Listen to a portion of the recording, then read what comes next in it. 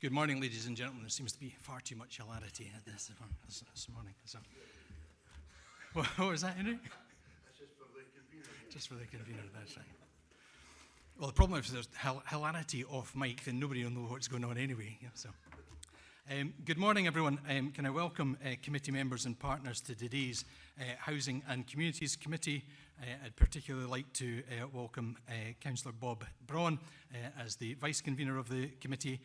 I would also like to thank Councillor Harry Coates for his work and support for me as Vice Convener this year and last year since the start of the new council term. Item 1 on the agenda is substitutes. Do we have any substitutes? Councillor Anderson. Yes, substituting for Councillor Drysdale. Thank you very much for that. Are there any apologies? No. Good, good. Can I ask, are there any declarations of interest from members regarding any items on the agenda? No. Thank you very much for that. Can we agree the minute of the meeting of the 24th of January of the Housing and Communities Committee, and can I have your approval to sign them? Good. Thank you very much for that.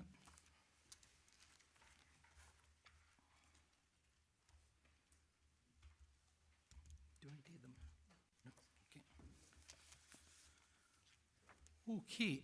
In accordance with our established practice for this committee, can we agree to change the order of the agenda to now take private items, P1 and 2 being the Scottish Fire and Rescue Service operational update and the Police Scotland update, and then resume in public session to consider items 4.1 and 4.2. Do you have the committee's agreement for that? Thank you very much for that. Can I ask that any members of the public leave the chamber? Paper 4.1 is the quarterly performance report from 1st of October to 31st of December for the Scottish Fire and Rescue Service against the Perth and Kinross local fire and rescue plan. Highlights of the report include the significant reduction year to date in accidental dwelling fires and low numbers of non-domestic fires. Other items of note include the work that the Fire Service has done with the Prince's Trust to support vulnerable young people in a programme led by Police Scotland and in partnership working that the SFRS have done with the British Heart Foundation to give communities CPR education and training, which has now reached 3,000 people. It's also good to see the example of joined up working between the Scottish Fire and Rescue Service and the CEDAR project facilitated through Perthshire Women's Aid, which is aimed at children experiencing domestic abuse recovery programme and aimed at strengthening mother-child relationships. Can I ask Gordon if you want to speak to the report? Thank you.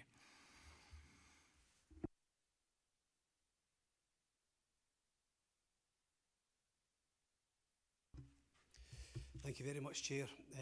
Just to identify the report itself, as you've mentioned, it is aiming at Q3, which is October 1 to 31st of December, and we have also included in this report some year-to-date data for members' information. I would ask the committee to note, scrutinise and question the report, but I'd just like to highlight a couple of key points before we move into that phase. First of all, on page 18 of the report, there is a performance summary. What we have in this page is 12 headline indicators with a projection of where they will be at the end of the year. And currently we are sitting with 8 projected to be below the annual target and 4 projected to be above the annual target. Moving on into the paper from pages 19 to 34, that gives us Q3 in significantly more detail. On page 19, we identify that within Q3 there have been 482 incidents within Perth and Kinross, and you'll see from the top of that page how it's been broken down. Moving on to look at accidental dwelling fires, the details on page 21. Accidental dwelling fires, as you mentioned, is below the annual, projected to be below the annual target, and this is following a slight rise in Q3 last year. And also looking at the accidental dwelling fire casualties and fatalities, we're in a fortunate position where we're able to identify there are no fatalities during this period, which is very positive, and there have been 3 casualties, which is slightly below the Q3 average. Part of the work we've done to keep these numbers low is the 276 home fire safety visits that were completed during Q3, and these will continue to be targeted at those most vulnerable as best as we can. Moving on to the non-domestic fires, again, as you mentioned, Chair, there's a significant reduction here. Q3 is showing slightly below the target for that period. However, year to date it is showing a significant improvement, and we'll continue to work with our enforcement officers to drive that as low as possible. Moving on to road traffic collisions and casualties from there, that's page 25. There has been a rise in Q3 in both the number of road traffic collisions we've attended and also the number of casualties we have attended at these incidents, and this includes unfortunately one fatality. However, there is significant work going on in partnership to start addressing these elements. There is a road safety partnership for Perth and Kinross that is beginning to reform and getting some traction. They've had a couple of meetings to date, and they are developing a partnership plan which will hopefully identify where we need to target our activity and try to drive these numbers down as low as possible. In addition to that, there is the aim of bringing a Tayside group above that, which will allow a more holistic view through the area. So hopefully once we get these structures in place, that will give a much more structured approach to our road safety prevention agenda going forward. In addition to that, in Appendix 1 on page 31, we've identified that Safe Drive Stay Alive took place. That was at the North End campus in November, and there were 1,400 school pupils attended that event. And then moving on to our unwanted fire alarm signals. Again, it's a fairly strong report. We have 137 incidents of unwanted fire alarm signals. We are continuing to drive them down, and we have a number of key processes working to do that, where we target those premises where we attend the most, and through a staged intervention process, engage with them, work with them to try and resolve these issues. And also we're looking to start a PD reduction, which is a weight of response reduction. We will always respond to these incidents, but we're trying to reduce the number of fire appliances we get on the road from a number of elements, part of that being reduction in the management of road risk, environmental issues, and also knowing that the premises we attended are very low risk. So there's a risk-based approach before we move to any of these premises. And using that risk-based approach, we will not reduce our attendance to any sleeping accommodation or any high risks. And every time we look to reduce any premise, we will work with the occupier, but I will be the person that signs everyone off. So there is that rigorous national process to make sure we get that bit right and ensure there's no additional risk. The final section I'd like to look at is deliberate secondary fires. We are not only above the national target, but Q3 has seen a rise over the period. Q3, the area that has caused us most concern is around the North Muirton area, but there has been some partnership working, and we're looking to target the antisocial behaviour around there. And also the positive news is from initial looks at Q4, it seems to have reduced. So hopefully we're starting to address these issues, but we'll report on that in more detail in Q4. So that is the summary I'd like to give, and really open up if there's any questions, Chair. Thank you very much for that. Councillor Bailey. Thank you for the report. Could you remind us of the definition of a primary fire versus a secondary fire, please? I know it was covered previously, but I've forgotten that one. The basic definition is due to size and cost of the element. So it's due to the weight of response and the loss from the impact of the fire. So it's to do with size. Councillor McEwen and then Councillor Anderson. Good morning. There's going to be a future change in the smoke alarm laws. How will that change how your staff work and approach and ensure that households are protected with the new smoke alarm legislation as it goes forward? As the legislation comes through, we'll have seen some information in the press recently, and our Assistant Chief Officer, David McGowan, has identified as a fire and rescue service. We fully support this move. Once the detail comes through of exactly how it will be implemented and what the processes are, I'm more than happy to bring them back to this committee in the form of either a paper or narrative. But until we get the structure's firmed up, we will continue to give home fire safety visits. We will continue to fit smoke detection where it is required, and we will continue to work up until we get further guidance on the new processes coming through. But again, I'll be more than happy to bring that detail once it's agreed. Yeah, thank you. That's a very good report. The question I would like to ask is trying to drill down to the road traffic collisions, which seem to be increasing, requiring the fire brigade to attend. Is there any evidence to suggest this would be maybe perhaps with the design of modern vehicles and airbags, etc.? Does it make it more complex for people to get out? Though they're probably safer, and that requires you guys to have to come along. Any evidence to suggest that, or is it just increasing the driving habits of people? The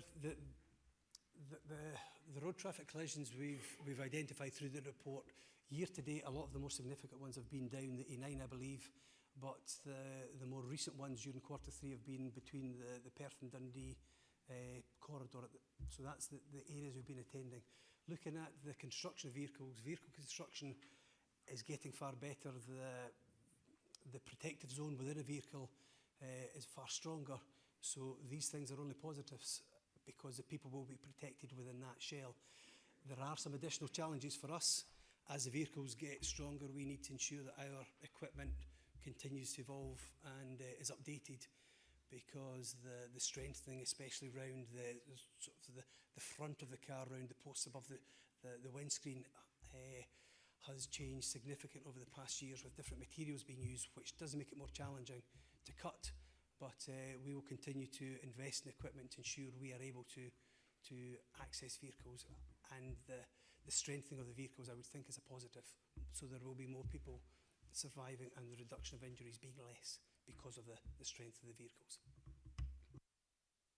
Councillor Ahern. Thank you very much. Yeah, I welcome the report, especially the new layout with the rag at the beginning. Deliberate secondary fires. We talked about the rise, especially in North Muirton, and I know the instances there because I attended one of the crews to one of the instances. We tried to identify the individuals concerned. With those instances in particular, are you going to be going into the schools and talking to the pupils, especially in the Perth Grammar School and the North Inch campus? What we'll do as part of our prevention team under Billy, we've got a community action team. They will engage with whoever it is best to engage, whether it's through the schools, whether it's through youth groups, in whichever way we can best engage with pupils, whether it's through the multi-agency response. And we will try working with any partner just to make sure sort of the youth in Perth are aware of the consequences of their actions. Certainly don't want to look at criminalisation. It's more about education, and it's very much more about being aware of consequences and driving these things down. But again, where required, we'll work with our partners, and if the criminalisation is the way forward, we'll work with partners on that. But the key thing for us is engagement and communicate with the groups. Yeah, we do know the identity of some of them, and you're right about the criminalisation. We don't want to go down that route. It's more as the education.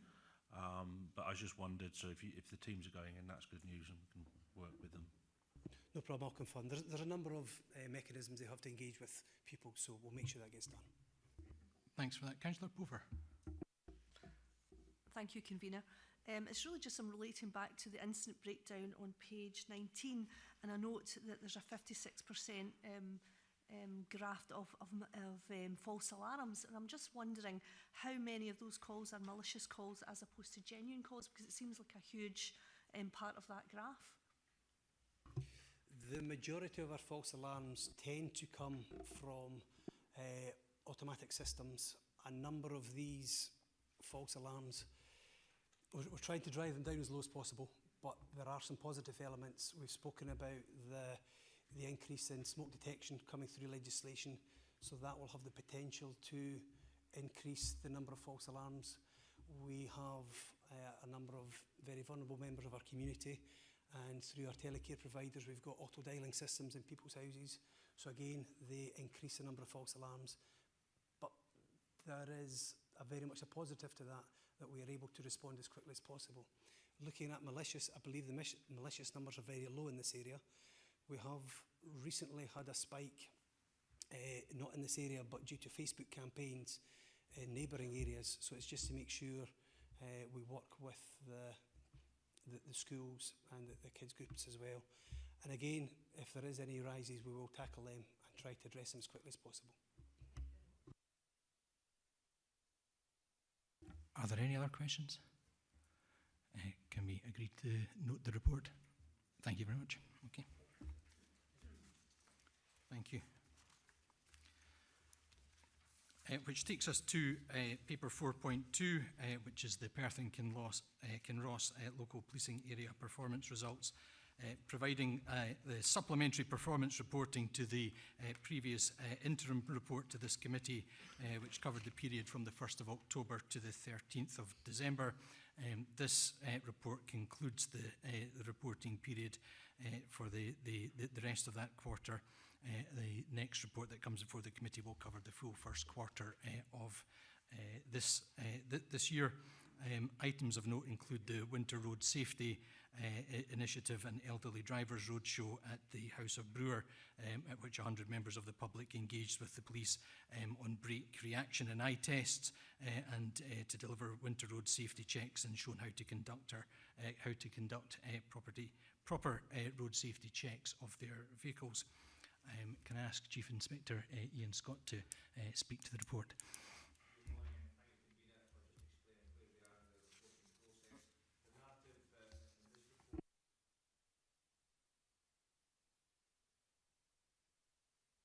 Sorry, Ian, can I just check that your mic is on, because otherwise then on the video will be complete silence. Is that better?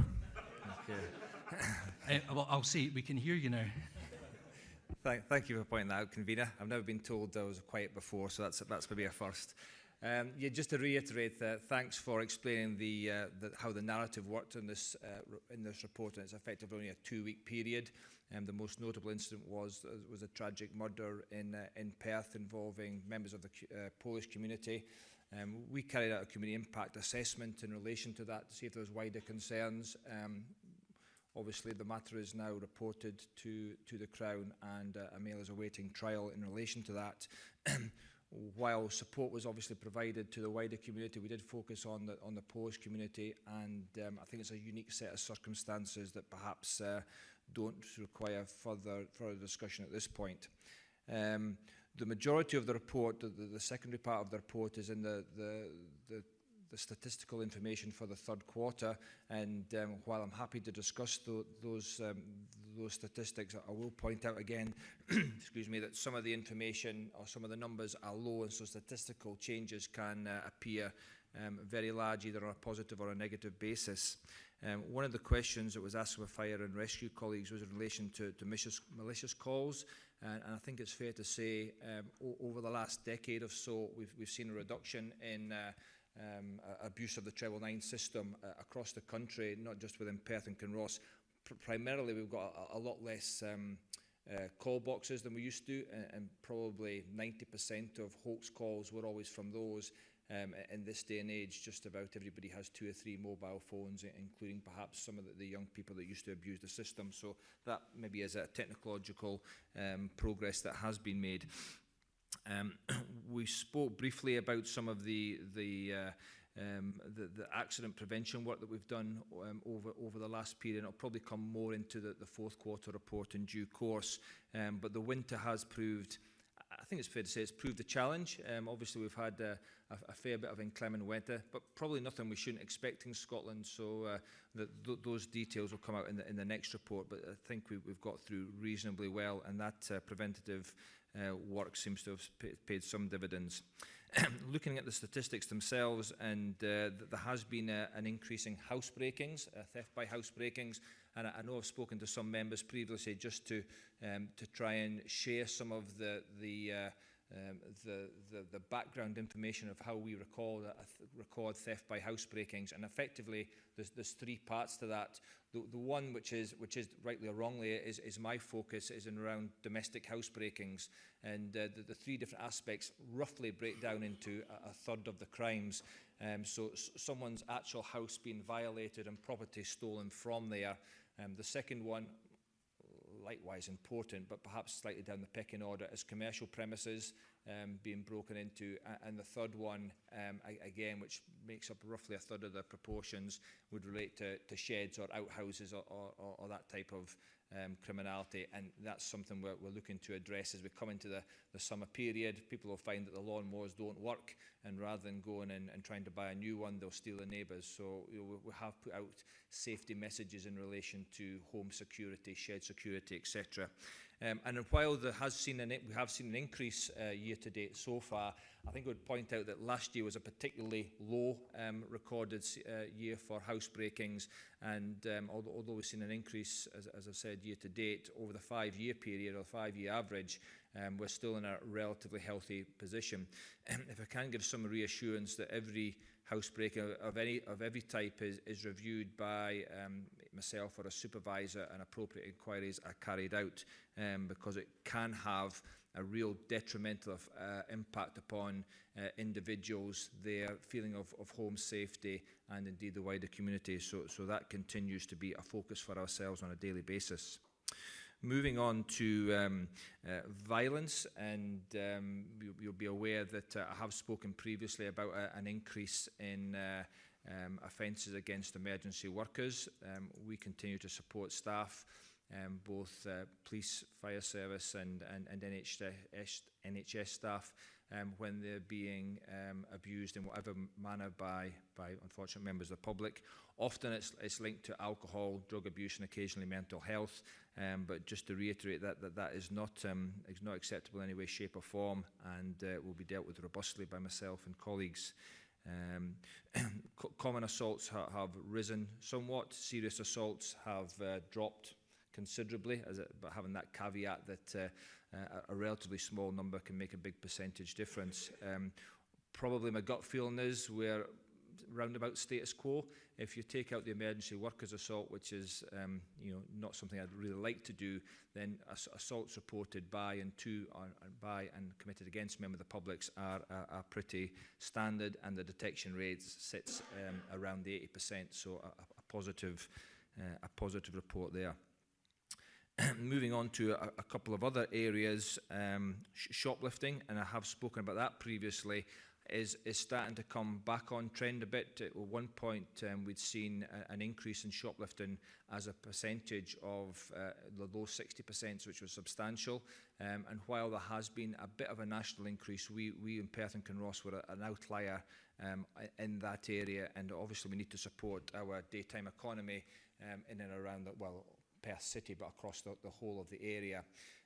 As I reported previously, we brought together a shoplifting team, and I think that's has been a successful input, increasing the visibility of police in and around the shopping areas, and also that focus on detection rates, which we've managed to, which has always been quite healthy in the area, has increased as well.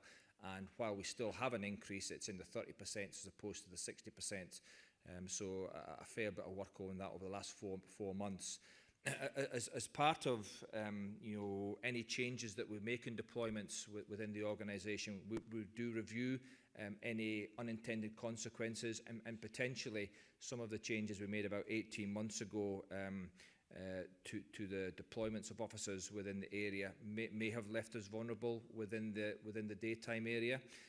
So we've taken that on board, and those officers that came from effectively the response teams, mainly based in Perth, have been used to augment a second community team for Perth City, which will focus on supporting the prevention working around schools, and working with those hard-to-get areas that you can't just come along and fix in 5 or 10 minutes, either by an arrest or a warning or a bit of education. So taking one of the sergeants from my command support area, Stuart Watson, and 6 officers that will augment the ability to support things like antisocial behaviour, down the inch, shoplifting, nighttime economy, etc. So hopefully we'll see the benefits of that. And while, yes, it is mostly Perth staff, there is also that flexibility within the LPA when we see areas that perhaps need greater support in the rural areas would be given as a norm. So a bit of a tweak there, which we hope will pay dividends both in visibility, reassurance, prevention and indeed detection. We've also covered a bit of an increase in relation to some of the accidents, the road traffic collisions that happen in the area. Obviously a huge area, and each of the sections is indeed affected. What we look to do is look for commonality. You know, is there something that's causing these accidents, either by road design, road maintenance, vehicles, perhaps education in areas, and we do review from commonality. Unfortunately, this year we're seeing very little other than the one that I have spoken about previously in relation to, dare I say, gents of a certain age, probably around mine, and high-performance motorbikes. Obviously conscious that working this Easter weekend, that it could be the start of the motorcycle season again, and we will have officers both from local policing, trunk roads policing group, and indeed divisional road policing units out trying to engage early and effectively with motorcycle users, the vast majority of whom are very responsible citizens and drivers, and trying to work with those that perhaps see the highways and byways of Perth and Kinross as a racetrack. So that work will be ongoing as usual. That's probably the main aspects of the performance data that I would want to cover, but happy to answer any questions on either the narrative or statistical information that's been shared. Thanks very much for that, Chief Inspector. Are there any questions? Councillor Anderson. Yes, it is concerning about the amount of road traffic casualties statistics there is. It's happening in the area. You mentioned motorcycles there.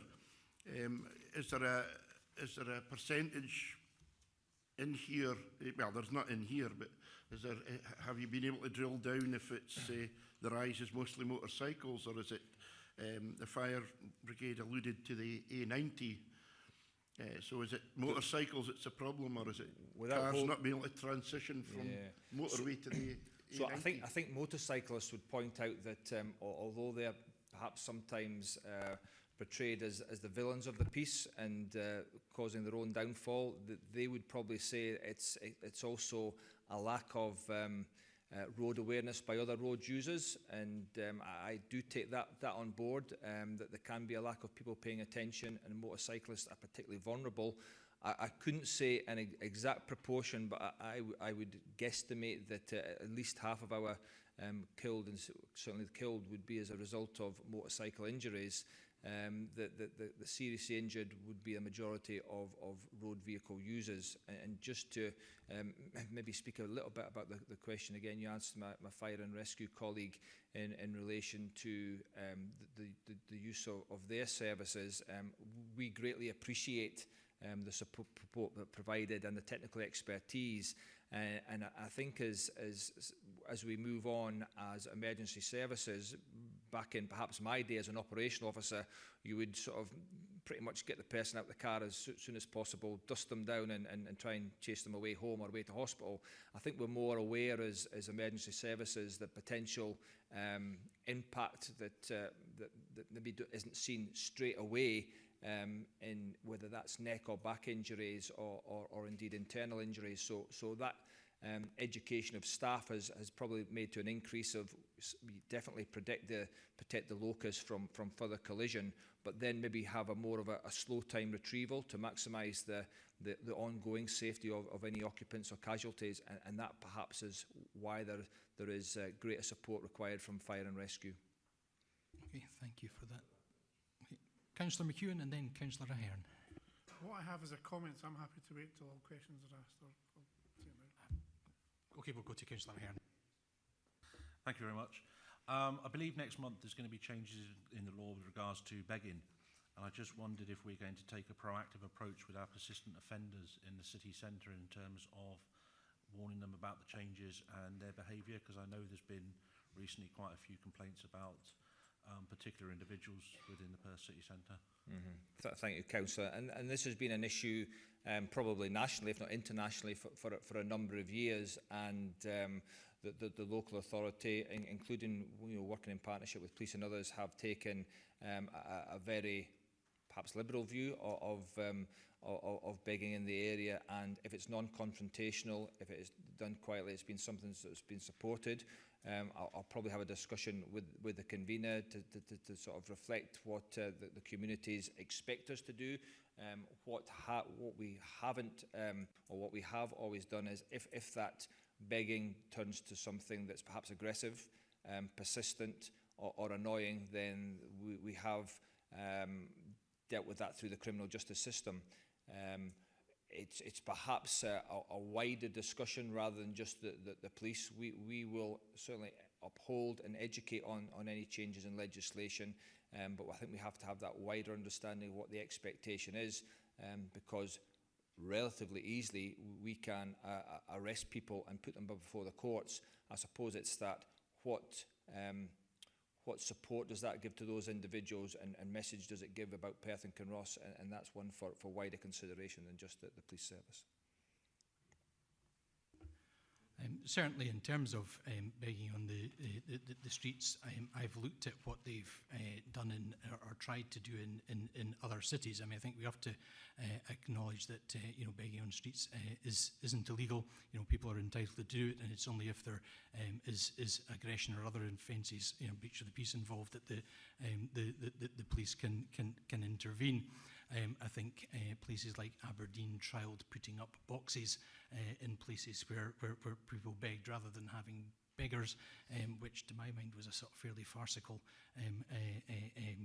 initiative. I think you either decide whether you're going to walk down the other side of the road and ignore it, or whether you're going to give to somebody who's begging in the street. And I think that's an individual choice. I just asked the question because I believe the law is changing next month in terms of the definition of begging. Okay, well, we'll take cognizance of that. We had Councillor Braun. Are you for a question or a comment? Okay. Thank you, Convener. Good morning to you. I just noticed the figures on hate crime detection has dropped. Just wondered if that was because of an increase in actual hate crime being reported. No, hate crime, and it is one of those areas where we're fortunate in Perth and Kinross, probably particularly some of the SDL demonstrations that we've had. We've seen a reduction in hate crime in all its guises. This reported hate crime to the police, obviously, of around 5, which brings us down to about 70. So we probably speak about 1.5 hate crimes a week reported to ourselves. So any case of a hate crime that isn't detected probably has about a 1.5% effect on the detection rate. There's a couple that we're working on at the moment which are likely to be detected. While we don't work to targets, generally speaking, we sit around the 75%, so 3/4 of hate crime reported is detected. There can be challenges. I mentioned some of the advantage of mobile phones, but social media and mobile phones can make the investigation more complex if it's something that's, say, shared through social media, whereby effectively anyone around the world can hurl abuse to somebody at Perth and Kinross that gets posted to us, and that can be some of the challenges. So while I'm aware that there has been a slight reduction in the detection rate, I'm happy that it's positive. It's not a sign of an underarching or overarching area of change. The majority, if it can be fortunate in relation to hate crime, it's inappropriate use of language. It's not targeting someone specifically because of the protected characteristics. But again, likewise, as every housebreaking gets a supervisor review, indeed does every hate crime, if that can maybe reassure you. Thank you. Before we move to comments, I wanted to ask a question with regard to the shoplifting statistics that you referred to. How does our detection rate in Perth and Kinross compare nationally? I would say just about every area of performance in Perth and Kinross compares favourably nationally and indeed in D Division. We're sitting about 82% of shoplifting has been detected. National average I wouldn't know, but that's probably 5 or 6% ahead of colleagues in Angus and Dundee. But that's probably to do with the willingness of our communities to come and support the police, as opposed to any great investigatory skills done by myself and my colleagues. Perhaps it's that partnership. For comments, we had, unless there's any other questions, we had Councillor Tom McEwen and then Councillor Ros McCall. Thank you. In your report, you mentioned Inspector Thompson's input to the snow clearing on the A93 from Blairgowrie. And during the week, I was speaking to the organiser of the school events at Gullivan Lodge. And obviously, during the Beast of the East, the children had to be extradited from there using the police and the PKC snowblower. And he wanted to make his views that he was very grateful for the input of your staff and the staff of Perth and Kinross for the amount of effort it took to do that. I was up that snow road a few days later, and I hate to think what it looked like when they had to try and get the children out of there, rather than when I went up after the snowblower had been there 2 or 3 times, because there was a fair amount of snow on that road. Thanks very much for your comments, and I will feed them back to Inspector Thompson and his staff. I'd also probably point out that some of that prevention work was done in relation to an incident probably 4 or 5 years ago, which didn't go so well, and Councillor Shears was heavily involved to make sure that we review and update any of our practices. Sometimes it goes better than others, but I'll certainly feed the point back. Thank you. Thanks very much for that, and also Councillor McEwen, I think we'd all want to echo those comments. Councillor McCall. Thank you, Convener. This report applies predominantly to the festive season, where I imagine it'll be a trying time for the service, but I'm pleased to see that the amount of community work that has been undertaken over such a busy time, and in particular I want to thank you for the stewarding at the Comrie Flambeau and the New Year activities, and I have to say I appreciate your humour in the report, so thank you. Thank you. I'll pass that on to probably Inspector Chase, who was hot desking that day. I was wondering if we we're going to get through the meeting without the Tim Peake comment, but there we go. Councillor Anderson. Thank you, Convener, and let me indulge in. My comment is it's quite alarming that it's alluded that it could be as much as 50% of people that are killed in our Tayside roads are motorcyclists. And I totally agree with what has been said, that other motorists have to be really considerate, because, you know, if someone hits a motorcyclist, you know, it's not like hitting another car where people are protected by the modern cages we have. And the message has to get out that people have to take that wee bit more time and think about motorcyclists on the roads, especially coming up to the Easter time when it's nice weather and there'll be more motorcyclists coming out onto the road. I think that is a very important matter that needs to get highlighted. I would agree with you, Councillor Anderson. I would just add to that it's not just motorbikes, it's all bikers. So. If you think that will help, I will circulate some information, the breakdown, because I see Mr Murdoch's indicate it's maybe a bit lower than 50%. So, as I said, it was a guesstimate. I'll provide exact figures for the committee's information by email through the convener. Thank you very much for that. Can we agree to note the report? Thank you.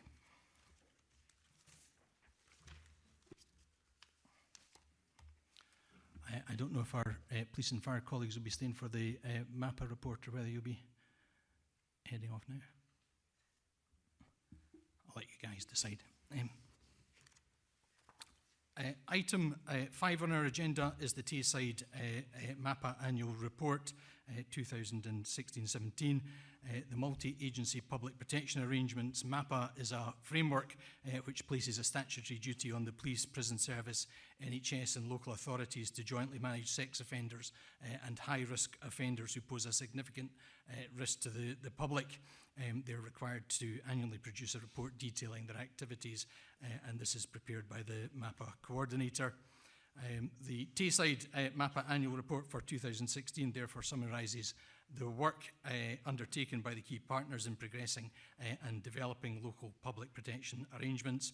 It highlights the work that these partners have done and includes a statistical breakdown on the number, age and type of offenders in each MAPPA category across the 3 local authorities.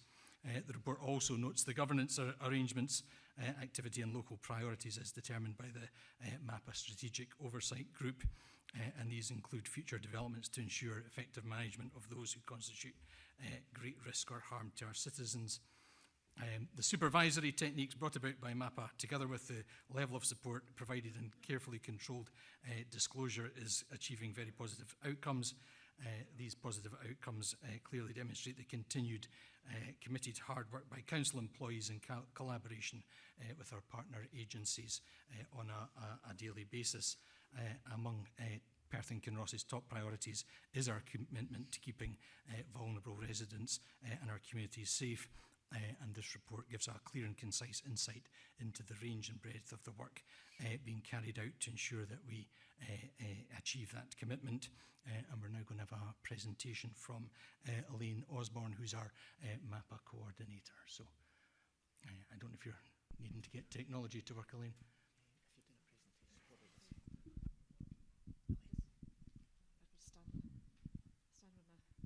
My mic, or do you want me to stand at that end? Would it be easier? It doesn't really matter. If you just stand there, you'll be fine. Okay. Good morning. Thank you, convener. Thank you, ladies and gentlemen. It is on. That's it. As I said, I'm Elaine Osborne. I'm the MAPPA coordinator for Tayside, so I cover the whole of Tayside. I will attend MAPPA meetings in both here, Perth, Angus and Dundee. The Management of Offenders, etc. Scotland Act 2005 is the legislation that underpins everything that MAPPA has to do. MAPPA came to us on the 1st of April in 2007, and it's been something that's been going on in England and Wales for a period of time before that, but Scotland decided we would do it in a stage-by-stage basis. So initially we were only looking at registered sex offenders. So registered sex offenders are persons by the virtue of the crime that they have committed and the sentence they receive have to register their details with Police Scotland for a period of time. And it is determined by the sentence they receive is how long they are on the register for. So for example, someone receiving a monetary fine is on the register for 5 years. Someone receiving a community payback order is on for the period of their community payback order. But if someone receives a prison sentence, depending on the prison sentence, determines how long they're on for. So for our first year, 2007, that was all we had to look at, was registered sex offenders. Then in 2008, they introduced restricted patients. Now, those are persons who, by virtue of their crime, are determined by the court that they are to be detained in a hospital. So they're detained under hospital orders. So they're restricted patients. And for your information, there are 33 restricted patients within the Tayside area. Most of them are currently still within a hospital setting. Some are now out and living within our community, but are still on conditional orders, so are still maintained and managed by the National Health Service. So that went on for some time, and our management of offenders continued. Our main role is the public protection, and it's protecting our public from serious harm of these certain offenders. And in 2016, 31st of March, the third category of Category 3, violent offenders, but not all violent offenders. Our community justice services, criminal justice services manage far more than we actually have to in MAPPA.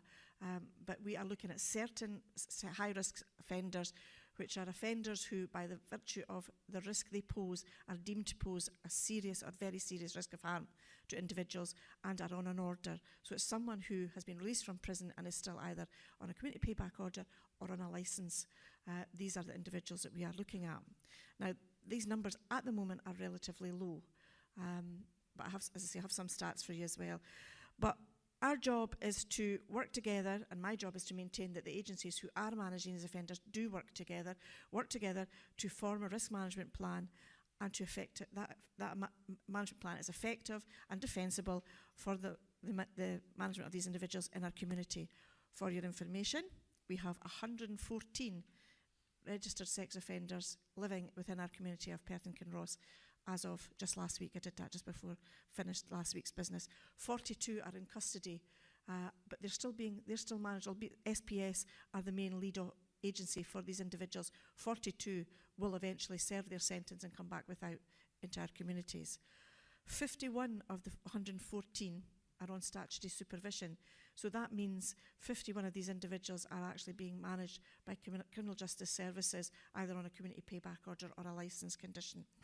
And all are male. We do have 5 registered sex offenders who are women within the Tayside area, but currently in Perth and Kinross, all are male.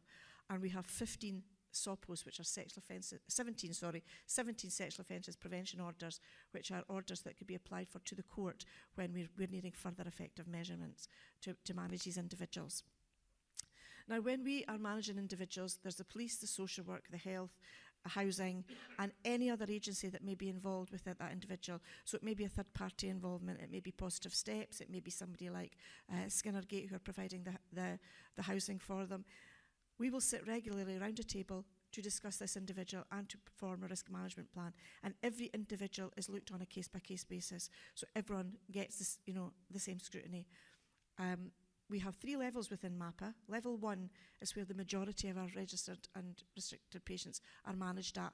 They're the ones who are deemed to be of medium or lower risk. And it's when we say lower risk, it's lower risk of harm is what we're looking at. If these persons go on to commit a further offence, it's the harm that they would then commit. Is what we're looking at. Then we have level 2, which is our joint agency managed. So that is where some of our offenders who are deemed to pose high or very high risk of causing serious harm are managed at. And at the moment, we only have 6 of these individuals within the Perth and Kinross area being managed at that level. So it gives you an indication, we have 6 individuals sitting within the jointly managed high risk or serious, very high risk. And then there's the level 3. MAPPA hasn't made it easy. They called it level 1, 2 and 3. They also called it category 1, 2 and 3. So, but there's the 3 levels. 3rd level is where we have the critical few. Sometimes it could be someone who's managed quite a low risk offender, needs to be managed quite effectively at level 3 for a period of time because of maybe vigilante action. Touch wood, we've never had much information like that. Or if there is a need, they're outed, or something needs senior involvement management from our agencies, either further resources maybe by the police or tactics by the police that maybe have to put in to manage these individuals. Very rarely do we go up to level 3 with individuals, and they don't necessarily stay at that level. They get managed for the reason they're needed, then we come back down to level 2 and level 1. We have no offenders sitting at level 3 within Tayside at this time, which is again a good thing, because as I say, we have gone up to 3, but we bring them quickly back to 2. 3 categories. Category 1 is our registered sex offenders. Category 2 is our violent offenders, which is not enacted in Scotland as yet. And category 3 are where the last 3 violent offenders that they've introduced in 2016. And as I say, we sit round a regular table. We sit round every 12 weeks. We will sit round for a level 2 individual. So every 12 weeks, we will be looking at that individual. We will be revising that risk assessment that we've put in. We will be revising the risk management plan we've put in place, and to say, is there anything else that's been needed? Is there anything else we need to do? And we will then create a new risk management plan. Every single MAPPA meeting as well, we will discuss disclosure. Disclosure is something that is effective to us, and we must disclose this. We must look at this disclosure. Disclosure is about, is there anyone else that needs to know about this individual? Whether it be a member of the family, a neighbour, a school, an employer. Is there anyone else that needs to know so that they then can protect members of the public that they are either responsible for or that? But so that is something we will always do. We have ways and means of disclosure. The offender themselves can self-disclose. Again, we will always do a check thereafter if they've said the right thing and done that. Or there is child protection disclosure when we have someone who is a Schedule 1 offender. So a Schedule 1 offender is someone who's committed an offence against someone under the age of 17. And there is formal disclosure. Formal disclosure is when it's a letter by the Chief Constable, and that is delivered to a named individual, and the details of the offender is given to that. For the year past, we've had no formal disclosures. However, child protection disclosures are something that occurs with the joint working with child protection. I work closely with all public protection forums, so I work closely with your child protection, with your adult support and protection, violence against women partnerships and things like that, and your ADPs and the drug partnerships. So we work very, very closely together so that we are providing an all-round protecting people agenda for the public within the Perth and Kinross. I'm happy to take any questions at all. Thank you very much for that, Elaine. Do we have any questions? No? Well, thank you very much for that, Elaine. Can we agree to note and endorse the report? Thank you.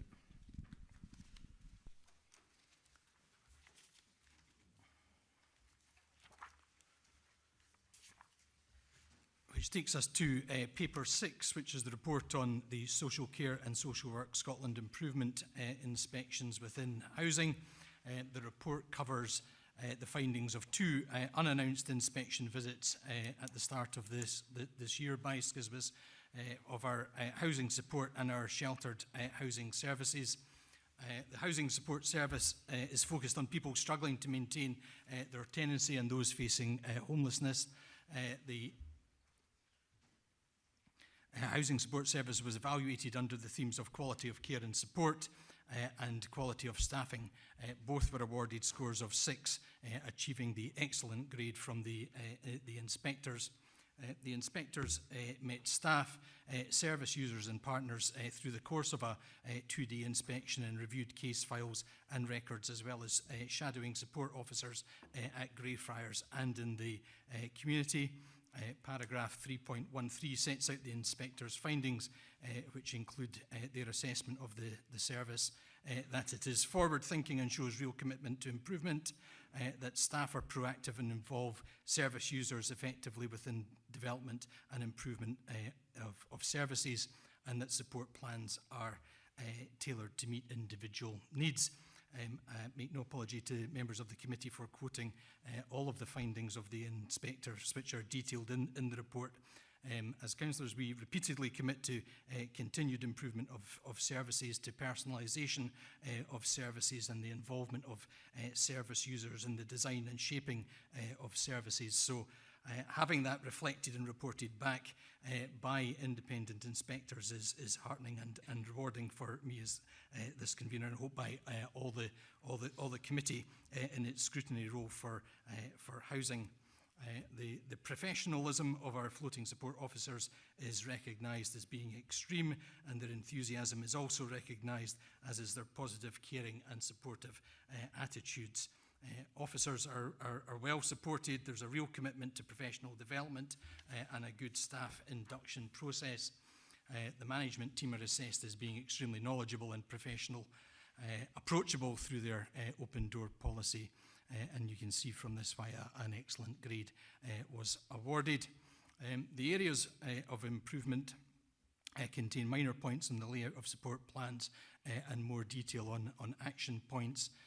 The third bullet point, to my mind, is one that needs to be continually kept to the forefront of minds of politicians faced with future challenges on budgets and demand for services. The inspection of sheltered housing service was assessed on quality of care and support and quality of leadership and management, and both were graded 5, which is very good. Again, the inspectors met 30 service users. They interviewed staff and partners and inspected 6 sheltered housing units. Staff were recorded as being warm, approachable and friendly. Support plans were all signed and key information and contained key information and reviewed every 6 months. There were a good range of trips and social activities for residents, and the care about physical programme activity was noted to be making a real difference to the health and well-being of residents through increased physical activity in our sheltered housing complexes. Tenants' meetings were well attended, and the types of method of engagement with tenants has also increased. Areas for improvement included tenants taking on more ownership of tenants' meeting, reviewing support plans for tenants sooner and improving training for staff on dementia and updating support plans to include a greater focus on dementia capacity and communication methods. Those items are all addressed in Appendix 1 to the report, which contains the action plans addressing the areas for improvement for both the services. Paragraph 4.1 provides a summary of some of the very positive comments made by service users in both housing support and sheltered housing. I'm very pleased to commend the report to committee and congratulate the staff and management of both teams on the work that they're doing to make a real difference to members of the community and the people that we serve. So thank you very much for that. I'm happy to have any questions on the report. Councillor Gray. Thank you, Convener. Yes, I would like to add my congratulations as well. Tremendous report, frankly. Just the only wee question is, any initiatives in mind for encouraging tenants to take ownership of meetings? Well, I think we previously reported on how we were progressing the tenant participation strategy to this committee and the different ways in which people can get involved. But with specific reference to sheltered housing, Claire, can you respond, or will that be Elaine? I mean, very much just sort of, encouraging the residents of the sheltered housing units to take more ownership in terms of setting the agenda and actually giving them support maybe to chair the meetings. So, I mean, some of them will be more confident than others at doing that, but I think it's really for them to be taking more control of setting the agenda, looking at the items that they want to be sort of discussing and taking more control in terms of organising events. And it's just giving them that sort of greater level of involvement, empowerment and sort of taking ownership for what's happening within the complexes. I don't know if you've got anything to add to that. Presumably you are dealing with people who will lack confidence. The very fact they're in sheltered housing, they're elderly, they may feel vulnerable, therefore they're looking for guidance rather than offering their own initiative themselves. But an interesting one. It'll be interesting to see if it is a positive outcome. Thank you. Thanks for that, Councillor Gray. I think there are plenty of sheltered housing occupants who are not lacking in confidence too. Councillor McEwen. Thank you. The older person's housing support team, as you've already mentioned, that going forward the demand for their services is going to grow as our demographics in Perth and Kinross change and as we move away from having people in care homes to people getting cared in their homes. Part of that, and with my experience in the NHS, the support plan includes a greater focus on dementia and capacity communication methods.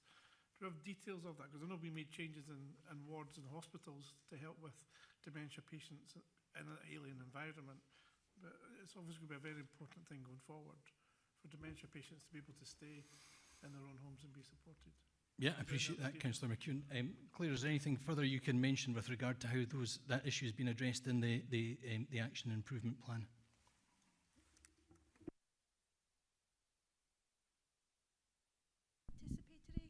Planning, which is heavily used in NHS, so we're linking in with our health and social care partners to support us in changing how we deliver our support plan. It's quite well known in NHS, that type of planning, but we're housing support, so we need to just be mindful of what our service is. But it's a new development and we're working quite closely with our partners in health and social care integration to focus on more anticipatory planning rather than just looking at the current support needs. And there's a support for your staff around understanding that process. Yeah, and that's why we're linking in with our colleagues who are already using that. So there'll be a lot of shadowing, induction training, and there'll be bespoke training for some staff who are quite already skilled in that area, but there'll be a full training programme for staff members. Councillor McEwen, I think the Interim Director would also want to add to that response. Thank you very much, Convener. It was just to add that part of the capital developments that we've been undertaking across our own sheltered housing units and working with local registered social landlords and their sheltered housing units has included accommodation and improvements to the communal areas to support people with dementia. So that's around colour schemes and layout. So we've been doing that over the last couple of years, and that's been really important. It's been an important feature just to recognise there's some very good examples from the Dementia Centre at Stirling about layout and arrangements for individuals who have dementia to make it less confusing for them. So that's been that's been a key element of that capital programme. Just for information, the main things that we did in the NHS was the colour, where different bays in the hospital are different colours, so patients remember what colour they're in, because hospitals are identical from one end to another. The other thing being a clock on the wall with the actual date and time on it, so that they can always refer to it and always have that orientation to time and place. Yes, so those are the very things that we've been doing, and with some of the big developments at Carpenter Court, for example, that when people come out the lift, there's particular colour schemes there, so in case people arrive at the wrong floor and are then confused. But yes, the colour schemes is a very important aspect of it. Thanks for that, Councillor McEwen. Councillor McCall. Thank you, Convener. I too would like to commend the report. It's very heartening to see the work that's been done and how well our own officers are providing services to perhaps some of the most vulnerable in our society. But it's also true that a large number of services is offered by third-party partners. So while it's very heartening to see the improvement in training and development for our own officers, particularly in relation to dementia care, I'd be interested in knowing what the approach will be to the service requirements and the staffing requirements for third-party partners, so we have a consistent level of support across the whole of Perth and Kinross, irrespective of whether the services are delivered by Perth and Kinross Council officers or by third-party partners. So if you could maybe give me some update on that. Okay, well, I think clearly third-party providers will still be subject to inspection by ISCSWs and improvement plans in response to the regulators' finding. Lorna, is there anything that you can add to address Councillor McCall's question? Yes, thank you. I think that's right. That obviously they have their own inspections and regulatory arrangements with the Care Inspectorate, for example. But we work very closely with the third sector providers, obviously through our commissioning arrangements as well and contracting arrangements. But there's always opportunities through health and social care. That's a key feature about how do we join up training and development and awareness for staff. So that is a key feature, and obviously we work very closely with PCAFs and the interface there to make sure that all the opportunities are capitalised on, because it's good for staff to meet staff from other agencies, and it's also to support some of the smaller third sector providers. So it's a key feature, as well as learning from people in relation to dementia, people with dementia themselves. So there's a whole range of different specific training and also awareness raising training as well for people at different levels. Thank you. Yes, I understand about the inspection regime. It's more about the quality of service delivery, and that can be achieved through how we commission services locally. And if we're putting extra emphasis on additional training over and above the minimum requirement for our own officers to deliver services, then I think we should be doing exactly the same for third-party providers to have the same level of consistency across the board. And just to reassure you, that's exactly what happens. We have a very specific, when we commission services from third sector providers, then that's one of the key features, is about the quality and training of staff who are going to deliver the services, and also part of our contract monitoring tests that out. So we monitor the contract and the delivery and the outcomes that are achieved through that contract, as well as the Care Inspectorate and other inspectorate bodies. I think I would only just add to it that one of the things that we can't control is the type of accommodation that third-party providers provide, and some of them have shifted from sheltered accommodation to move to accommodation for the elderly, but without the similar levels of sheltered supports. So. Yeah, I would agree with that, but I think particularly in terms of dementia care, it's very often the one-to-one relationship between the person providing the services, particularly if they're in their own home, and sometimes the quality have been quite disparate across the board, so getting consistency there I think is crucial, and will help, I think, enable people to stay in their own homes longer.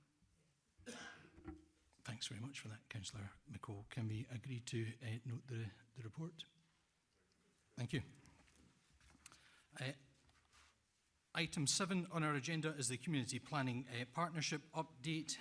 With the changes to the scheme of administration that I mentioned at the start of the meeting, these Community Planning Partnership update reports now come to this committee.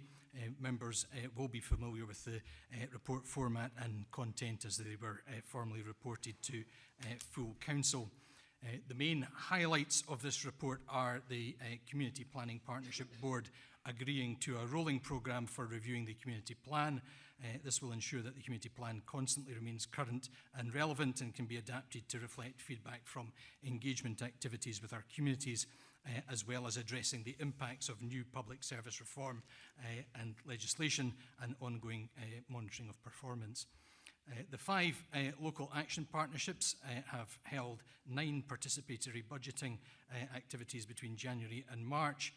Community groups across Perth and Kinross have applied for £180,000 worth of funding to help tackle inequalities which the action partnerships have identified in their local action plans. And these are then voted on by the public at local events, a number of which there have been very recently. So far, there have been around 10,000 members of the public have voted in participatory budgeting events, which is more than double the 6,800 votes cast at previous events last year. And bear in mind that members of the public get more than 1 vote, 2 or 3 depending on which area they live in. The report also makes mention of the fact that last year 6,800 votes represented a third of participatory budgeting votes cast in Scotland. So we are leading the way in terms of sharing decisions and funding with communities for the issues that matter most to them. The report also makes mention of the Equality Strategic Forum, which has been established to coordinate responses promoting equalities and tackling inequalities, and this will ensure that the local equalities communities such as minority ethnic communities, LGBTI communities and disability groups are effectively able to influence decisions at community planning partnership level, and this strengthens the already significant connections that the Council and the community planning partnership have with equalities communities in our area. I'm very pleased to commend the report to you and ask if there's any questions or comments. Councillor Shires. Thank you, Convener. Councillor Pover, Councillor McEwen and I all attended the Eastern Perthshire Action Partnership meeting last night, and this is a kind of comment slash question. And I think whilst recognising there's a lot of really good stuff going on and some really worthwhile groups receive funding through the latest PB round, I think we've far from got this sussed in terms of actually engaging in the whole action partnership setup. So I hope it's something that we will be able to keep under review, because it's certainly being very parochial, but the Eastern Perthshire one is such a huge area with such disparate requirements and demands and aspirations that it's how we kind of are ever going to manage to pull that all together in the current structure. So it's whether there's going to be opportunities for reviewing that as we go forward. So it's saying that there is some really good stuff going on with it, but it's how we're going to get to actually deliver on these important outcomes. Yeah, I would say that what we've shown so far is that it is an iterative process. I think we learn something more each time as the capacity and interest in communities grows. Then we can look towards doing things on sort of sub-area levels and seeing whether that will better meet the needs of communities. I think at the moment, certainly in my experience of local area partnerships in Perth, we're still trying to try and get a scale of event that provides a buzz and a level of enthusiasm and participation, so that people think it's a developing and growing thing. Keith McNamara, I don't know if you want to comment on Councillor Shire's query there. Thanks, Convener. I'm grateful for the opportunity to do so. Yes, indeed, I totally agree with Councillor Shires and indeed yourself, Convener, that this is an ongoing process. We have made some strong foundations, but there's a lot more to do. Perhaps to give some reassurance in terms of participatory budgeting, our communities team review all of the participatory budgeting activities and events that we've carried out to learn from that and share with action partnerships in terms of going forward. In relation to the action partnerships themselves, again, it's a stage in the journey, as it were. We're conscious that part of the report talks about the review of local decision making by What Works Scotland. So we'll be reporting back to elected members figures on that as soon as possible. So that's one part of the movement forward with action partnerships. I think the second thing, and I think it's reflected by several action partnerships, that they are looking at some sort of subgrouping, now whether this be thematically, which I think tends to happen in the Perth City Action Partnership, or whether it's through almost like a geographical basis, which I know some other action partnerships are looking at. So I think there's something about action partnerships determining what is best for them, perhaps rather than maybe a more directive approach from ourselves. So I think we're open to have these conversations with action partnerships and work with them around that. Thanks for that, Keith. We've got Councillor McEwen and then Councillor Anderson. Yeah, after a meeting last night, it was mentioned that there's no money for participating budget for 18-19, although we spent 180 grand this year. So I'd just like clarification on. Yeah, I don't think that's correct, because there was money that wasn't spent in this current financial year that was being rolled forward into the next financial year, and certainly a large chunk of the money that was put forward in our budget in terms of community capacity building was going to be designated for participatory budgeting. So no, I don't think there's a problem there, Tom. I think we're okay. Well, who runs the Eastern Partnership isn't aware of that funding. That's all I can say. Heads will roll. So, Keith, do you want to come in? Thanks again, Convener. If I can perhaps clarify, Councillor McEwen's correct in as much as I think there's two separate funding streams. One is the core funding, which Council have awarded to action partnerships, and the Convener's absolutely right. There was unspent money from last year, and also at the most recent budget process in February, another 150,000 was awarded to action partnerships.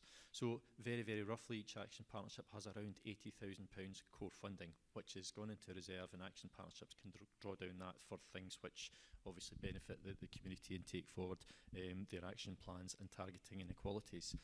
The reason why there's perhaps a bit of confusion is that the pure participatory budgeting money, if I can call it that, is actually largely comes from the Scottish Government, something called Community Choices Fund. Now that gets bid for on an annual basis. Year one, Perth and Kinross area received £50,000 because of the successes that the convener highlighted, that we were showing that we could deliver good PB. We received £100,000 this current financial year, but we do need to bid in for it for future years, Councillor McEwen. So that's maybe the sort of distinction. So the Scottish Government Community Choices money has to be spent on participatory budgeting. The core fund money, action partnerships could use that for participatory budgeting, or they could use that for something else. So that's the distinction. Councillor Anderson. Thank you, Convener. The path of local action partnerships have taken has been challenging, but we are starting to see the benefits, I think, and one would hope that the PB contribution from Scottish Government keeps coming to make it sustainable. However, I got one wee question. I was given these papers at very short notice, and I read through them and I looked at the tables, and I had to get out my calculator this morning, because there seems to be on page 86, table 2.2, it says total number of votes 3 per participant. But it seems to be that Strathearn and Strathallan, there seems to be a slight difference, because it's 5,069 votes cast, which doesn't suggest there was 3 per participant. Could I get some clarity on how that is? I hope so. Keith. Thanks, Convener, and I'm indebted to Councillor Anderson for identifying this. You're absolutely correct, Councillor Anderson.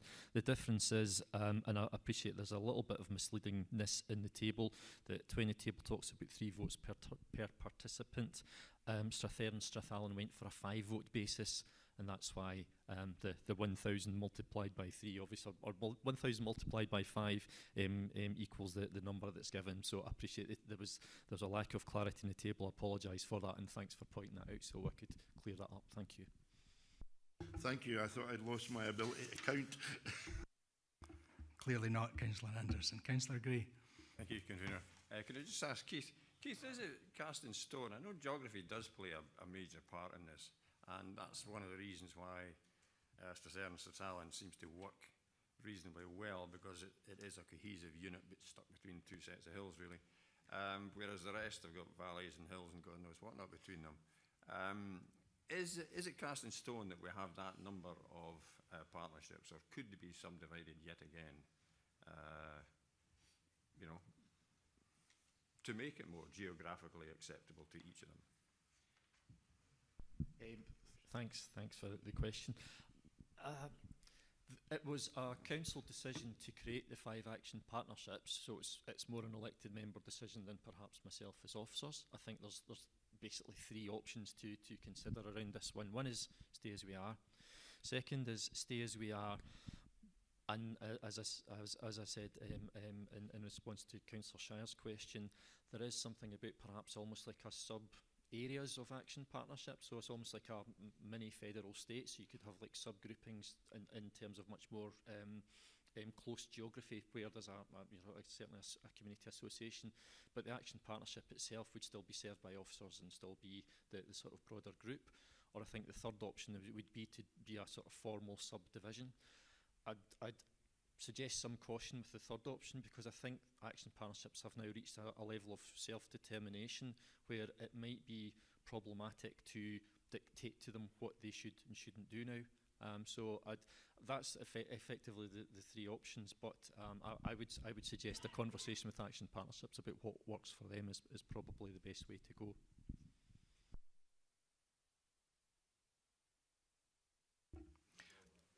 Well, I think it's. I think, as Keith said, it's part of the review of local action partnerships that what Work Scotland are conducting. I think it's also linked to the council's consideration of decentralisation and how that is going to pan out, which is all due to report shortly. So yeah, it will be a decision for local members, but I think also with input from the action partnerships themselves as to how they best see their role developing into the future. So, are there any other questions or comments? No? Can we agree to note the progress and the report? Thank you. Thank you very much for your time. I want to make an apology in making introductions at the start of the meeting. I forgot to welcome and introduce Barbara Rainton to our first meeting of the Housing and Communities Committee as the new Director of Housing and Environment Service. So very remiss of me, and we're very pleased to have you, Barbara. Thank you. Okay.